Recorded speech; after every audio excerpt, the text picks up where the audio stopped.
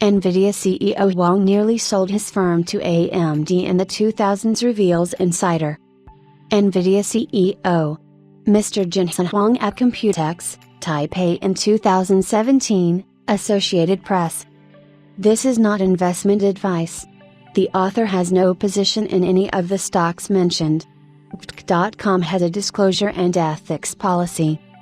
With NVIDIA's shares seesawing today after a rare valuation downgrade, a former AMD employee has shared how AMD almost bought NVIDIA during the 2000s when the personal computing wave was in its infancy.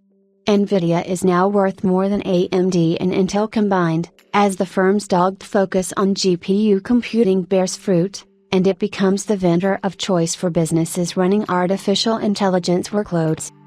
However, in the 2000s, central processing units, CPUs, reigned supreme, and AMD and Intel were interlocked in tough competition.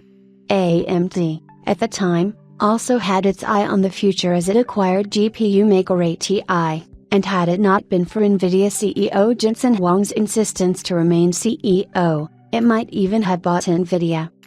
AMD would have bought NVIDIA in the 2000s if Jensen Huang remained CEO of the new companies. The former AMD employee, Hemant Mohapatra, shared details of his time at the firm in the 2000s when AMD's only rival in the personal computing industry was Intel. Joining AMD when the stock was trading at $40, the engineer shares that at the time, AMD had made its first big win by launching a 64-bit chip with a better design than Intel. However, he added that AMD made its mistake by focusing too much on a pure-play dual-core chip design. At the same time, Intel relied on its logistics and marketing strengths to sell two cores joined together through an interconnect and sell the product as a dual-core processor. According to Mohapatra, when AMD finally launched a true during this time when AMD was transitioning from dual to quad-core processors, the firm also set its sights on entering the GPU market. AMD acquired graphics card maker ATI in 2006 for $5.4 billion price tag and rebranded the products to its Radeon graphics lineup that it currently offers. The decision to buy ATI wasn't well received by AMD's engineers, according to the former employee. He shared that the internal joke AMD plus ATI equals damn it, and in retrospect, he believes that AMD should have bought NVIDIA instead. AMD tried.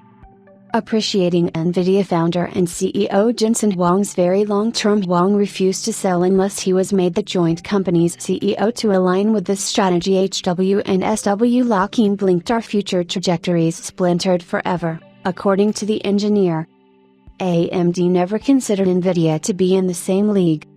So now that NVIDIA has far outstripped the market cap of AMD and Intel, I thought this would be a fun story to tell. I spent 6+ years at AMD Inc. in mid to late 2000s helping design the CPU/APU/GPUs that we see today.